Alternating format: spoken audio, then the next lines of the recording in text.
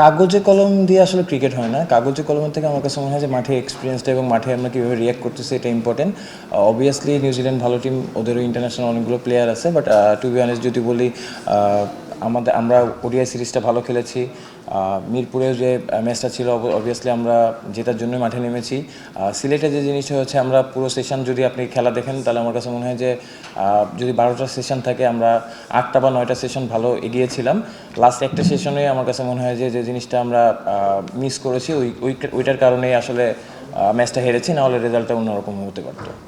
ভাই আমি সত্যি কথা যখন জানলাম এই টিমের ক্যাপ্টেন স্যারও ছিল, বাবু স্যার ছিল, আমরা একটা মিটিং করেছিলাম সব প্লেয়াররা মিলে যে আমাদের এই কালচারটাই আসলে চেঞ্জ করা উচিত। যে আমরা এই টিমে আসলাম, হয়তো আমি অনেকদিন ন্যাশনাল টিমের বাইরে বা আরেকজন ন্যাশনাল টিমের বাইরে আসছি পার্সোনাল কোনো লক্ষ্য নিয়ে, বাট বাংলাদেশের জার্সি বা ক্রিকেট আপনি যেখানে খেলেন না কেন আমি ফিল করি অবভিয়াসলি এটা টিম গেম, এখানে আপনার পার্সোনাল কোনো লক্ষ্য থাকতে পারে না। তো এটা নিয়ে আমরা কথা বলেছি যাতে আমরা মাঠে যারাই খেলি সবাই যাতে ওই কে বাইরে আসি বা কে ন্যাশনাল টিমে ব্যাক করবো এগুলো চিন্তা না করে টিম যেহেতু বাংলাদেশ টিমের হয়ে আমরা রিপ্রেজেন্ট করতেছি, আমরা যাতে জেতার জন্য খেলি এবং টিমের যেটা দরকার হবে ওই কাজটা যাতে করতে পারি। তো আমার কাছে মনে হয় যে আমাদের ড্রেসিং রুমে আসলে পার্সোনাল কোনো পারফরমেন্স নিয়ে কোনো সময় কথা হচ্ছিল না, কারণ এই কালচারটাই আমরা চেঞ্জ করতে চাই। ইভেনচুয়ালি যখনই কথা হয়েছে আমরা টিম গেম কীভাবে জিততে পারি ম্যাচ, এটা নিয়ে আসলে কথা হচ্ছিল। ক্রিকেট টিম গেম, হয়তো ম্যাচ হারলে আপনি অনেকগুলো কথায় অনেক উঠাতে পারবেন, বাট আমার কাছে মনে হয় যে জিনিসটা হচ্ছে কারো ইন্ডিভিজুয়াল চিন্তা না করে হয়তো টিম হিসেবে আমার কাছে মনে হয় যে যেটা বললাম যে সিলেটের একটা ঘন্টা বা একটা সেশন আমরা একটু খারাপ খেলেছি, তার কারণে কিন্তু ব্যাকফুটে চলে গিয়েছিলাম। মেন্টাল ব্যারিয়ার একটা অবভিয়াসলি আমার কাছে মনে হয় যে ওই মেন্টাল ব্যারিয়ারটা আমাদের পার করতে হবে ইভেনচুয়ালি।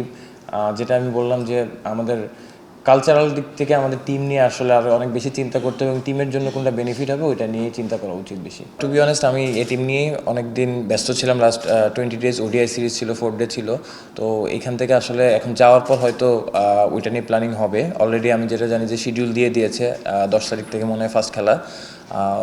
ওইটা আসলে ওইভাবে এখনও আমার সাথে আলোচনা ওইভাবে ডিপলি হয় নাই, বাট আমার কাছে মনে হয় এখানটা যাওয়ার পর হয়তো প্ল্যানিংটা করা যাবে।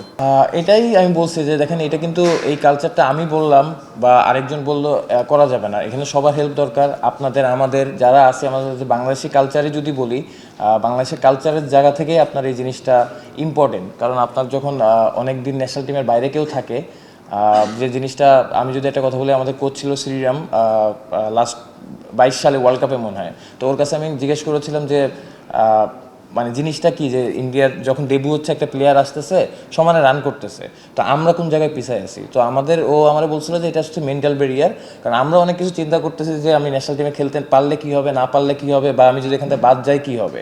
আর ওরা চিন্তা করতেছে ওরা আইপিএল বলেন বা ওরা ওইভাবে যেভাবে চলে আসতেছে, ওদের যে স্ট্রাকচার আছে, রঞ্জি খেলতেছে বা যেসব টুর্নামেন্ট খেলতেছে, ওদের কিন্তু আসলে এগুলো ফিউচার নিয়ে বা কি হচ্ছে সামনে এগুলো নিয়ে চিন্তা করার সময় নাই।